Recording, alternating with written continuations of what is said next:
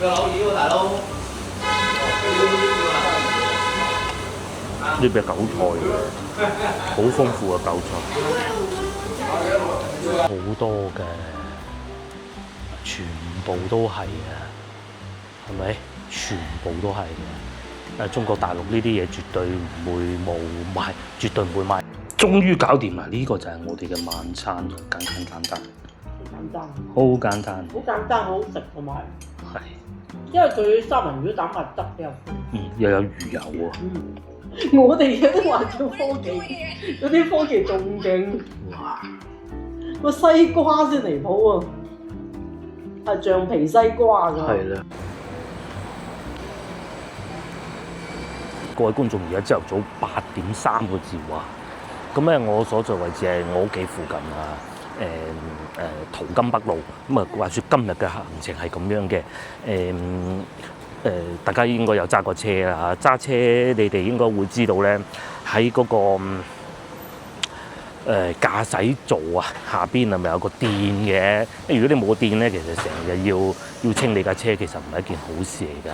咁個墊咧，我咧就要買過個新嘅。咁你知啊，眾所周知，中國內地、中國大陸嘅商品係又平又靚嘅。喺我屋企附近咧，亦都有一個賣汽配零配件嘅地方，叫益友。咁啊，等陣我就會過去配翻嗰個車下邊嗰個墊，即係腳墊啦，我哋會叫做咁啊，唔會好貴嘅啫。咁但係而家咁早咧，佢未開門，我要去食啲嘢先。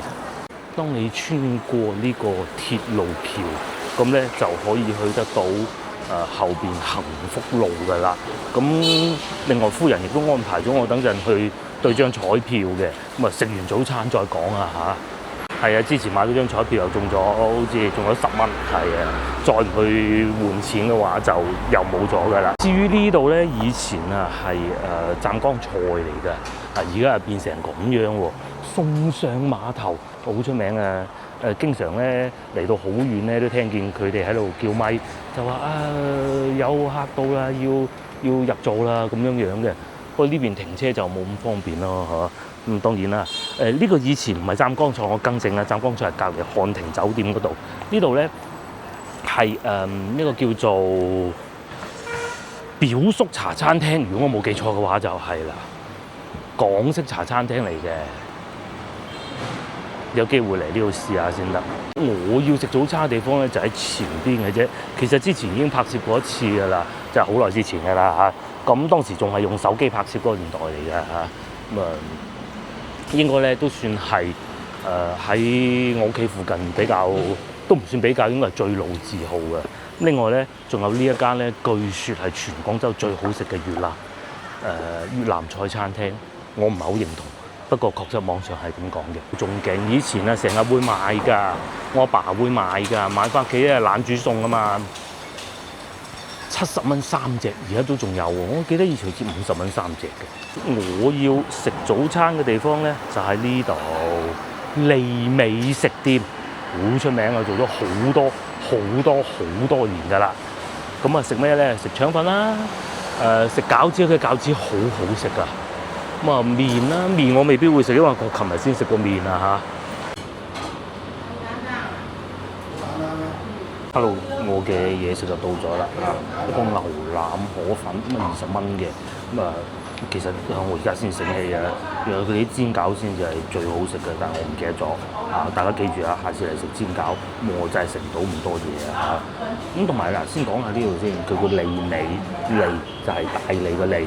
有利嘅利，美滿嘅美，咁啊喺度開咗好多年㗎啦嚇。應該我搬嚟嘅時候，佢都已經出現咗，或者差唔多同時期啦。我已經喺度住咗35年啦，記住，咁啊應該超過35年啦。佢呢度就算冇都有30年啦。第二，佢呢度咧好乾淨企理㗎，啲燈咧又夠光猛啦，台面筷子咧係有個袋笠住㗎，你真係估唔到啊！咁你係要好小心咁樣打開佢。咁另外仲有咧就係地下亦都好乾淨啊，好唔好食一回事，乾淨好緊要噶嘛。咁另外咧仲有咧就係台面啊，亦都係 OK 嚟嘅。同埋呢個咧就好緊要嘅，好好食嘅。其他地方咧不多㗎嚇。你要少少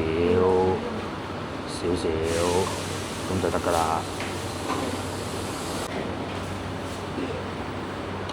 呢個咧係仲未開始會有外送啊，外賣即係咩美團啊外賣嘅時候咧，佢哋已經出現㗎啦。咁啊好多年啦，我哋都食咗。試下啲粉先啦，哇！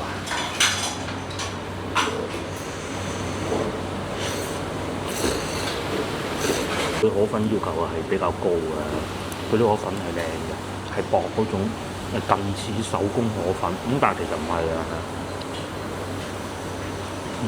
係好薄嗰種河粉嚟嘅。跟住第二個咧試下個牛腩啊，眾所周知牛腩咧其實分兩種嘅，有雪藏，有啲咧雪藏咧係做得好差嘅，譬如之前我食過一間啦，嗰啲牛腩我就唔食嘅，但係呢間咧就咁嘅。佢啲部位咧係幾靚嘅，炆起身啲味道都幾好，甜口嘅，啲柱侯醬夠多。嗱咁大家記住啊，成日嚟到呢度食嘢，如果你嚟到呢度食咧，最緊要煎餃同埋薑葱撈麵啦。如果你唔中意薑葱，咪撈其他咯。雞蛋腸粉8蚊，豬肉腸粉9蚊。豬紅湯6蚊嘅，如果老婆嚟買叫個豬紅湯嘅啫。腸粉加蛋11蚊，鮮餃10隻15蚊嘅，好大隻嘅，佢係大隻嗰種啊。跟住仲有粥啦、雲吞麵啦，煎餃有5隻嘅。連呢個先睇再決定要唔要個煎餃啊！同埋而家太早啦，如果而家就去嗰個地貝市場嘅話咧。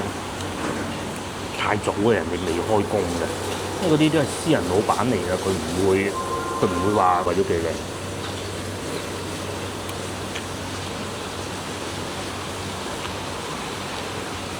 終都係忍唔住啊，叫咗一份煎餃5隻啱好啊！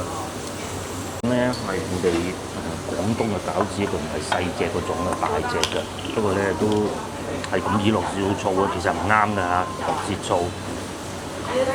不過慣咗咁啊，冇辦法啦，食餃子一定要落醋，少少豉油。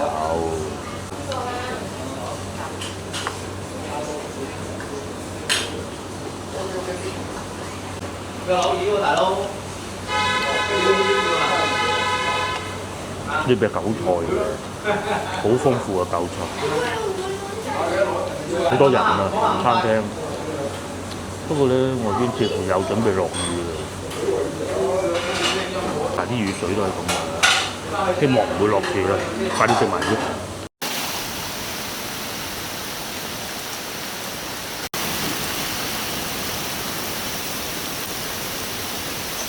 我要去買嘅咧就係呢一塊啊！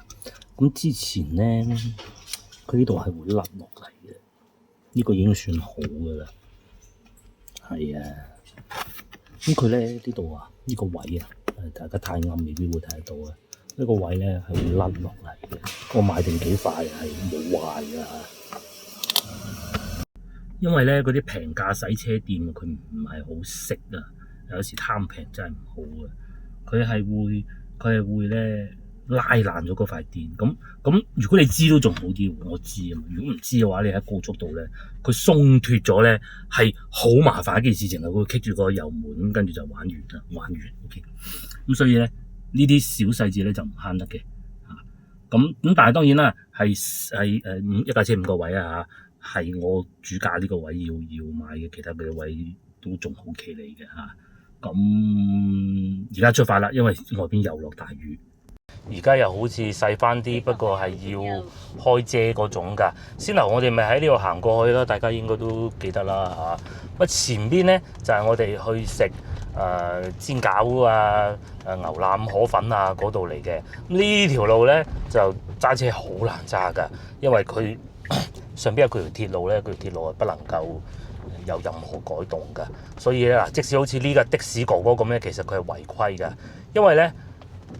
我而家呢個方向行咧，所有車都可以行，但係嘅反方向行嘅話咧，呢啲唔計啊，只有巴士係可以咁做嘅啫。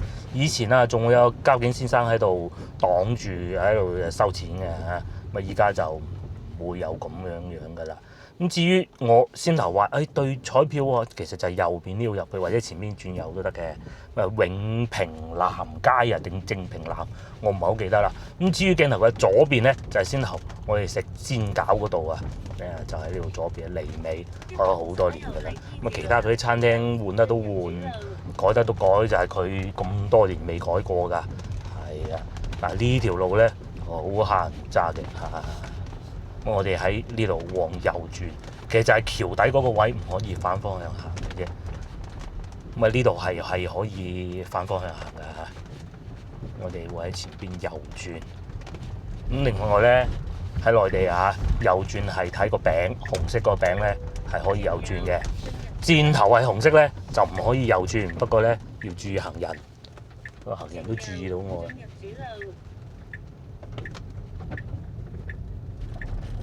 咁至於我哋要去嗰個汽配城咧，其實就喺左前方嚟嘅啫。我哋會沿住呢條路一路行一路行，跟住就轉左咁就到㗎啦。其實我哋完全可以行路去嘅，不過咧因為要攞埋樣板俾老闆睇嘅，咁到時又買唔啱咁咪弊。點解我會講又買唔啱咧？因為其實我之前喺上網買過，其實上網買咧質量唔差㗎。咁但係咧睇唔到實物，冇得對比嘅喎。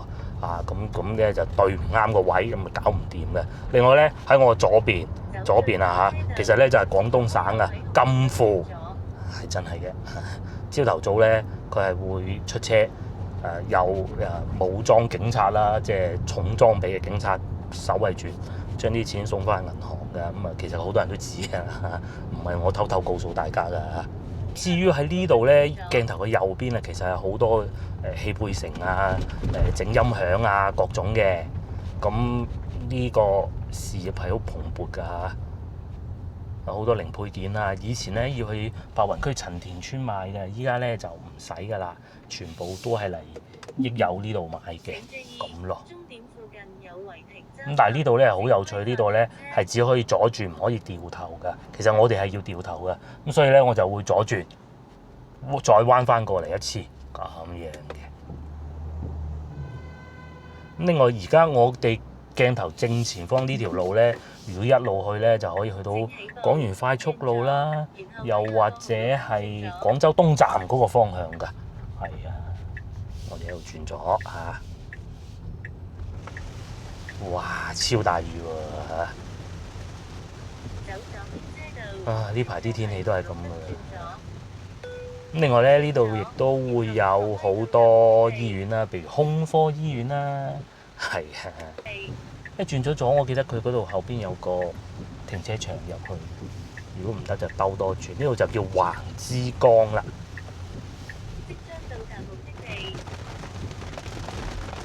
哇！好大雨喎嚇！我哋喺呢度轉左入去，入到啊，入到停車場。OK， 好多鋪頭都開咗門啦。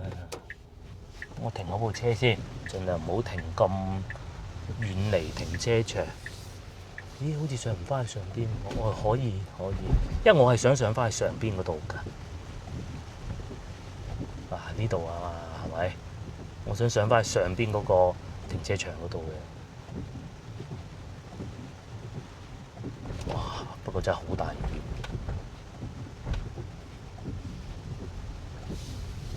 其實咧呢啲嘢啊，上網買都 OK 㗎，你最多慢慢試，同個商家講清楚啫嘛。再問我退貨好未？不過咧，因為呢個汽配城真係實在太近我屋企啦。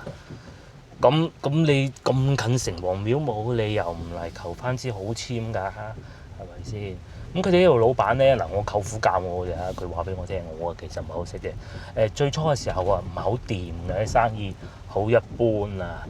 咁後來咧，即係汽車產業越嚟越好啦。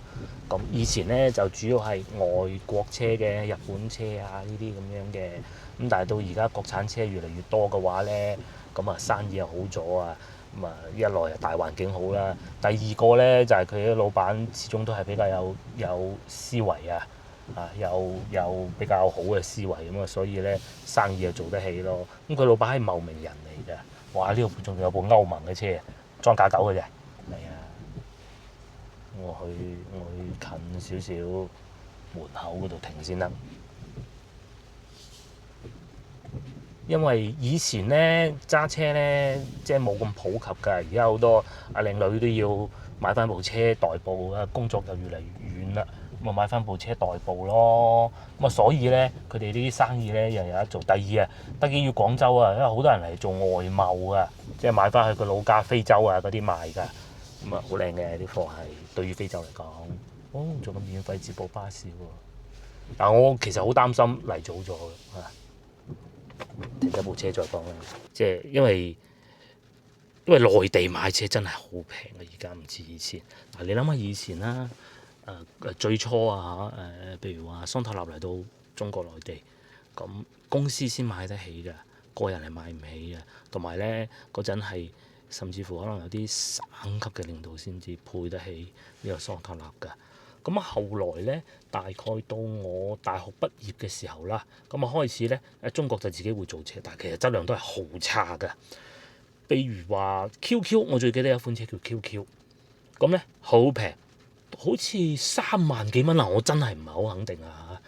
但係咧，佢個排量咧，燃油啊嗰陣冇電嘅，佢個排量係0.8，佢連高速都上唔到㗎，係啊，咁係好低排量嘅部車嚟㗎。咁啊，好啦，時間一路往後推，咪出現咗好多國內嘅牌子啊，譬如話比亞迪啦，譬如比亞迪咁，係我又想講下比亞迪啦。香港觀眾可能唔係好清楚，其實以前咧比亞迪咧出名係大食㗎，即係油耗比較高㗎。我有一個朋友，佢係教車師傅嚟嘅，咁啊佢除咗教車嗰部車以外咧，佢自己都買咗部私家車。咁部私家車買咗部比亞迪燃油嘅嗰陣，哇！啲油耗高到不得之了，唔捨得開。然之後，比亞迪先開始滴起心肝做電嘅嚇。好啦，仲有咁啊，接落嚟就奇瑞啦。因為我啱啱開始揸車嘅時候咧，我都係揸電車，考牌唔計啊嚇，都係揸電車㗎。咁揸個奇瑞啦，我好中意奇瑞嘅。小螞蟻好平啊！嗰啲車，嗰啲係共享車嚟㗎。你知唔知咩叫共享車？共享車就喺街邊一掃咁，你就開就走㗎啦。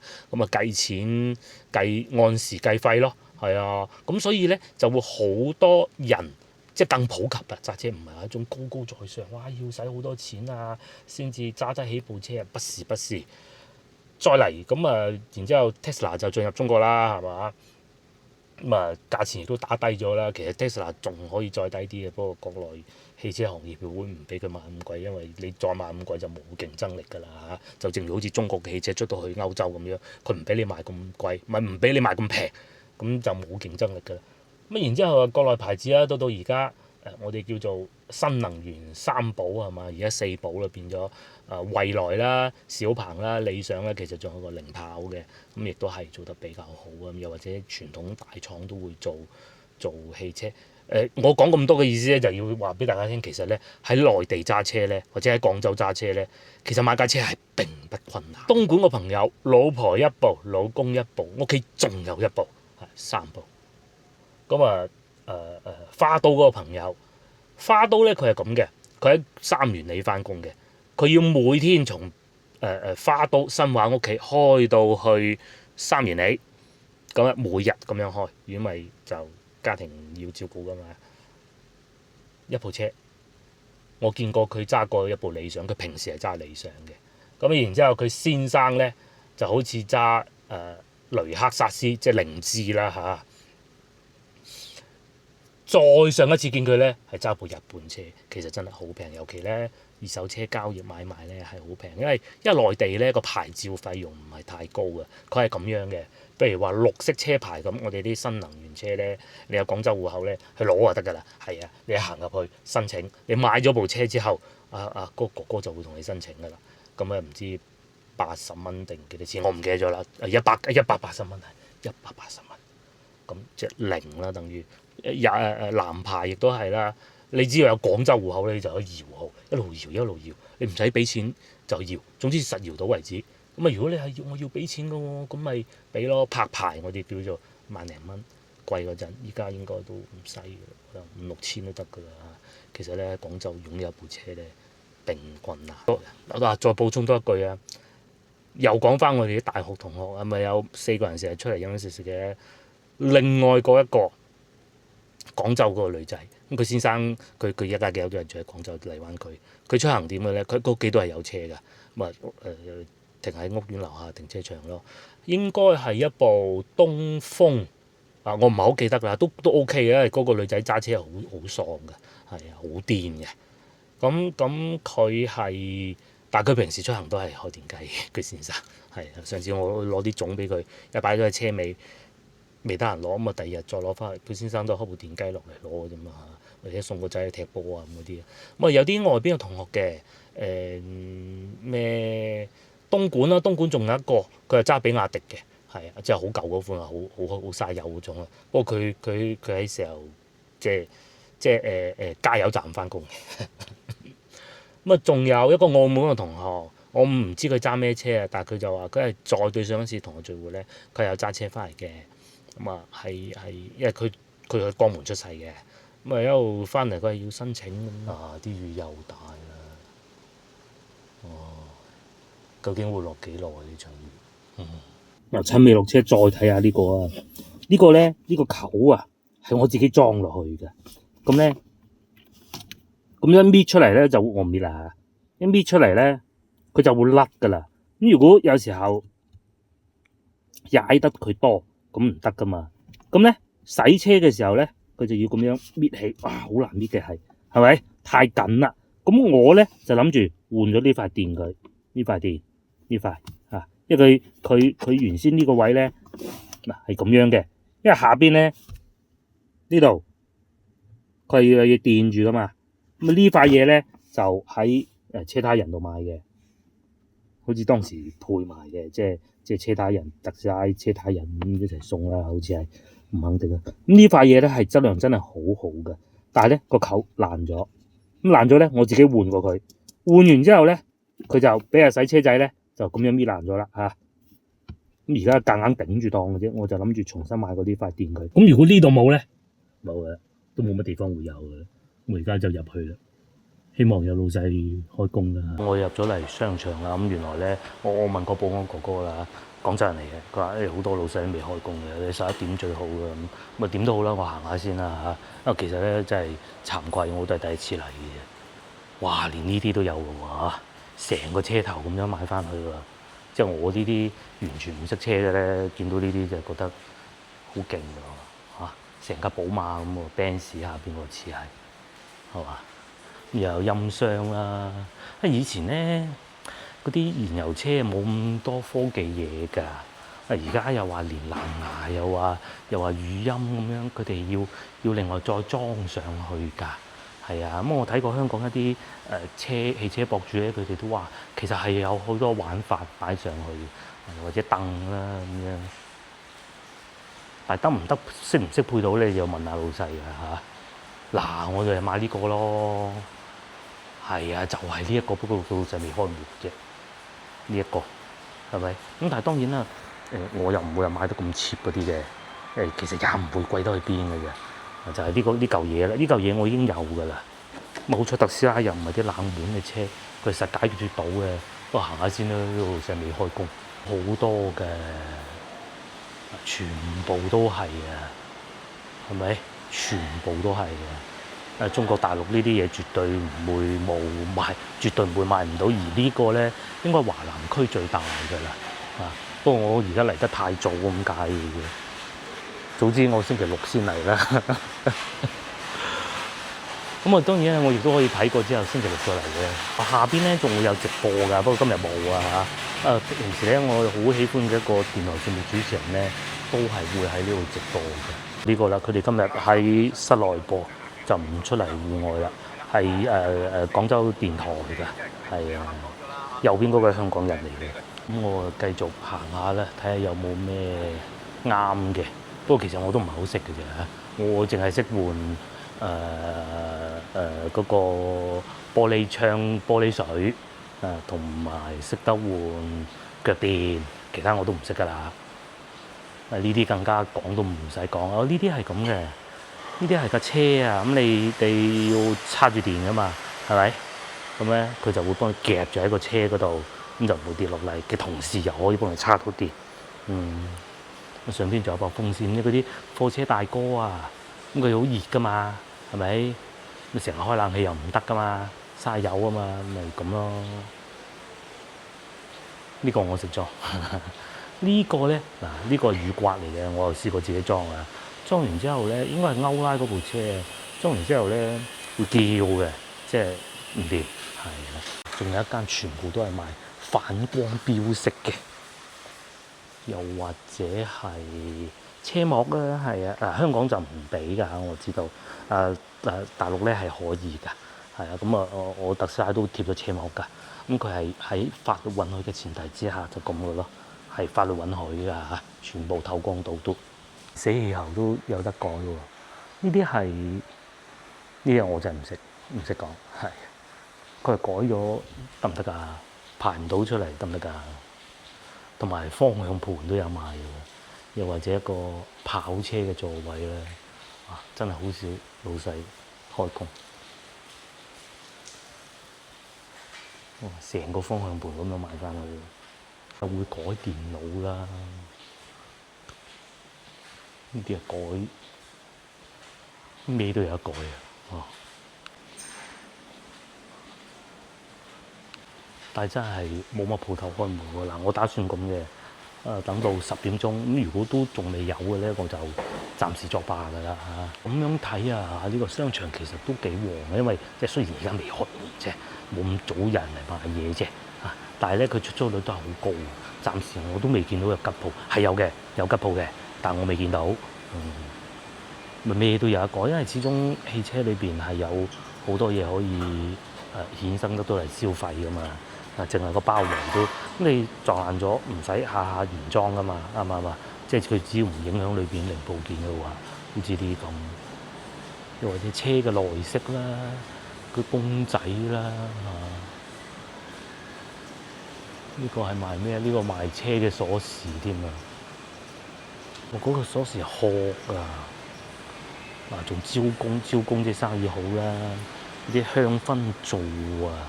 呢啲就汽配城風格嗰啲啦，咁同埋仲有嗱，我就好反感呢一樣嘢嘅，係不過有人喜歡咁啊唔反對，佢賣得嘅總會有道理。嗰個方向盤嗰個套啊，我就好反感嘅啦。至於呢個賣燈嘅，咁同埋佢話好多上邊咧都有賣嗰啲阿拉伯文嘅，應該都係做埋外貿㗎啦。我等你睇下呢個老細翻工未嘅。呢個叫 Linda 阿 Linda 未開工，我上樓上睇下咁。2樓啊，咁都仲有好多，譬如好似呢個咁咧，就係嗰啲洗車工具啦，擠噴，係咪？又或者係上邊嗰啲係燈啊，咁啲燈咧，佢包括埋幾樣嘢。第一個咧破窗，有個窗要揼爛佢個噃，係咪？揾嗰個啦。我同埋有盞燈，好緊要啊。又或者呢啲係應該都係燈嚟嘅。都嚟到啦，咁啊周圍兜下啦嚇，咁有啲鋪頭已經開咗嘅啦，好多都係英文嘅，即係其實佢外貿都係一個好大嘅客源嚟，都係做外貿嘅，佢應該係做嗰個車嗰條邊啊，哇！呢個係應該叫霸道嗰款車吧，我估，仲有啲貨車。嚟咧，其實佢哋都好細分㗎，淨係做車鎖匙嗰個殼都專門有一個啦，又或者好似啲咁嘅死氣喉啦，又有一個啦，淨係做車燈又一個啦，好細分㗎。呢個應該電池係嘛？係啦，我嚟得真係唔係時候啊！即係好似前邊咁，又有老細係賣嗰個腳墊㗎啦，嗰個都係未開工嘅。甚至乎大音響都有賣喎，呢個擺喺架車度，咁對面街都聽到。不過可能外國係俾嘅，係咪？軚盤定製都有喎，係咪定製嘅？哦，唔係，佢都係嗰個牌子嘅，應該係，或者對應翻型號啦。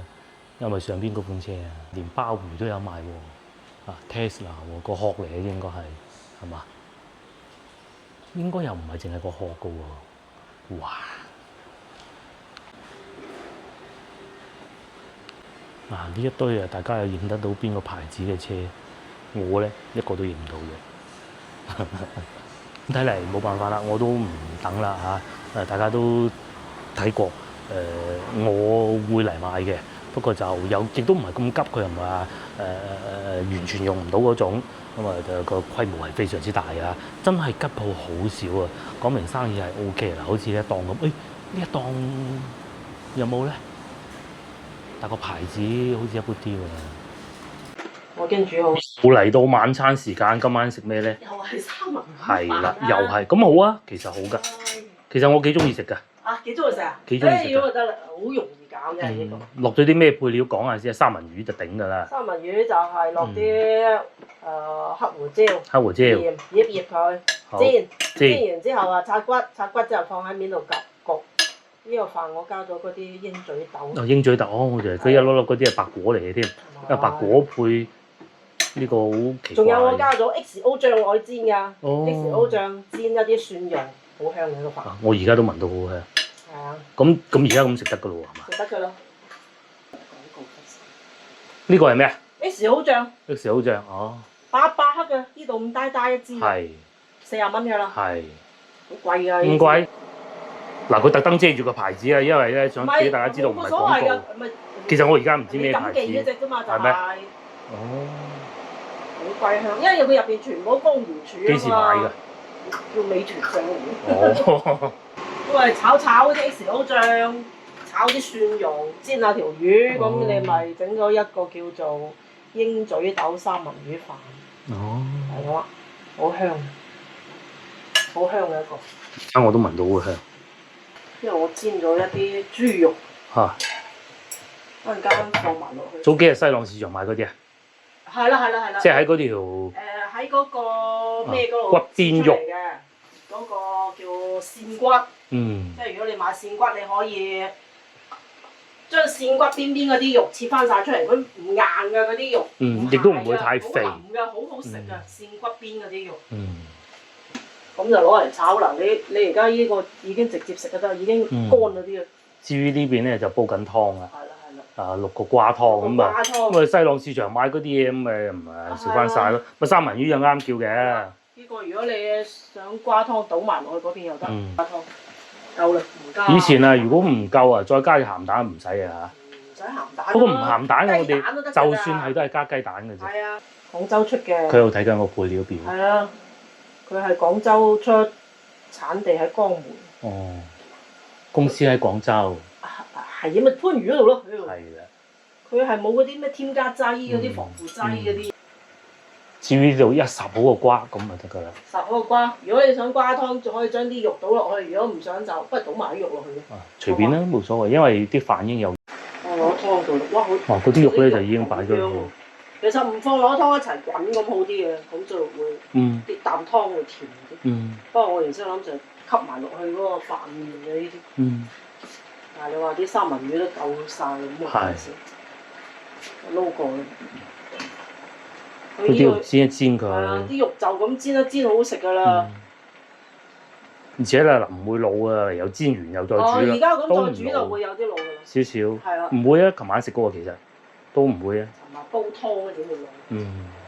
即係佢唔會鞋㗎呢種肉就。終於搞掂啦！呢個就係我哋嘅晚餐啦，簡單。好簡單。好簡單。好簡單，好食同埋。係。因為佢三文魚蛋白質比較豐。又有魚油喎。係啊。健康啊嘛。至於呢邊咧就係個湯啦，咁啊仲有一碗㗎嚇，即係三文魚就賣咗20蚊。因為佢40蚊係2件嘅，咁我用咗1件。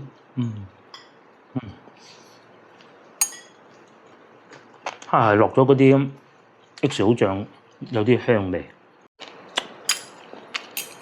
唔腥又冇骨。啲魚肉又有啲緊緻。嗱呢個咧就係我哋嘅2人晚餐，試下啲湯。好熱啊湯！好熱啊，係，不過啲肉唔熱㗎，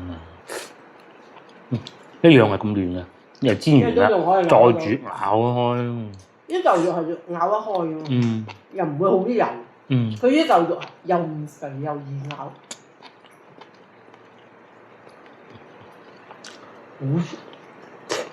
蔬菜咧，呢個就係嘅，咪就嗰日喺西洋買嘅啩。嗯。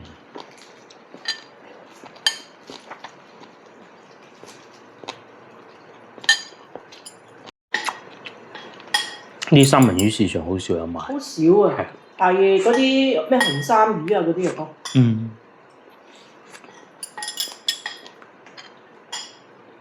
哦，有啊，有三文魚啊，有檔。嗯。嗰啲仲靚先。唔係，而家多咗。係挪威。而家多咗。嗰隻會肥啲嘅。嗯。但係嗰隻就即食嘅。嗯。即係做刺身嘅嗰隻就，呢種係做唔到刺身嘅。嗯。因為即係呢個就係智利三文魚。係啊，智利呢隻咧。熟嘅唔可以生食嘅。唔可以生食，因為佢係養殖嘅。嗯。挪威嗰隻係海捕噶嘛，撈噶嘛嗰隻係。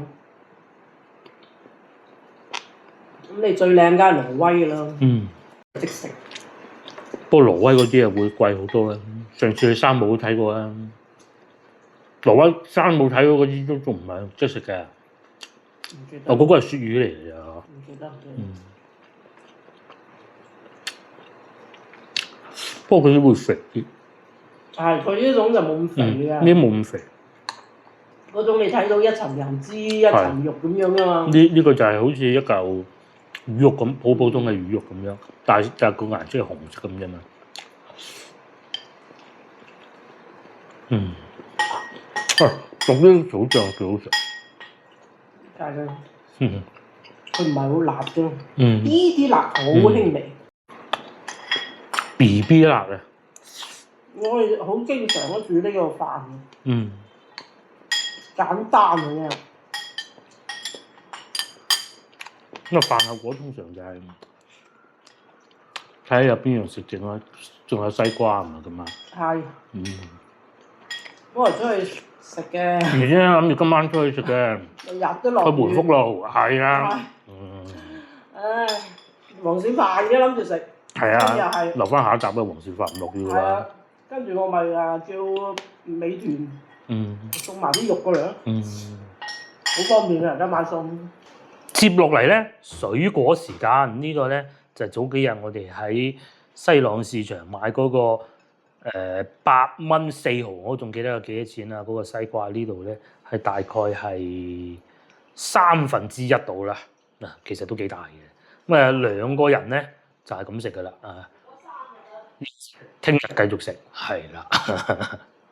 嗱，咁你話甜唔甜咧？又唔係話甜到好勁嗰種，啱啱好。呢個係廣東西瓜。係廣東西瓜，佢唔係嗰種好起晒沙嗰種。飯後果咧，其實有時候西瓜太甜又唔好㗎嘛。其實呢啲西瓜係有籽先好啊。係有銀或者有核啦嚇。核啦。咁咪嗰啲全部改造過冇核嗰啲，其實又唔好。基因㗎嘛。呢隻似黑美人啊！呢啲係好傳統嘅西瓜。係啊，黑美人係啲古老品種嚟㗎嘛。但係就我哋廣東嘅咯。不過古老唔過嗰啲寧夏啲石頭瓜。嗰啲太誇張啦！我幾年未食過，因為買咗都唔知成個雪櫃擺唔落嘅。擺唔落嘅個雪櫃，哇，執到滿嘅。但係嗰個西瓜偏酸嘅古早味嘅。係啦。黑美人係比佢再後期㗎啦。係啊。呢個似黑美人。係啦。呢個而家叫三水小寶啊。呢個西瓜幾錢啊？8蚊幾食3日。佢都係脆身嘅啲肉，但係就冇嗰隻咁脆。嗰隻叫乜鬼嘢啊？花花地嗰隻叫咩啊？美刀。美刀，一彈落去就裂開㗎啦嗰啲啊！嗰啲脆到咩咁嘅，仲要冇核嘅入邊。好多水。可能口感嗰隻好啲咯，但係呢隻都唔差。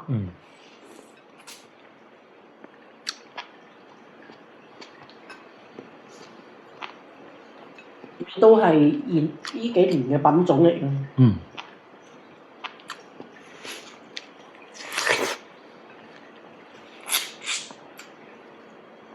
呢隻就比黑美人好食啲啲。嗱，食緊西瓜咧，又睇小紅書，有個咁嘅喎。美國網友分享啊。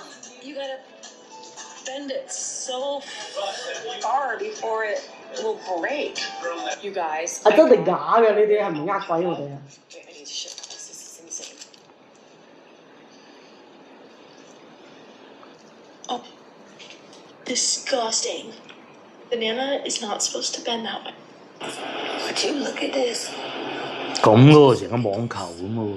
This is supposed to be an orange. Come check this. 喂，係咪有啲咩科技啊，大佬？唔知啊。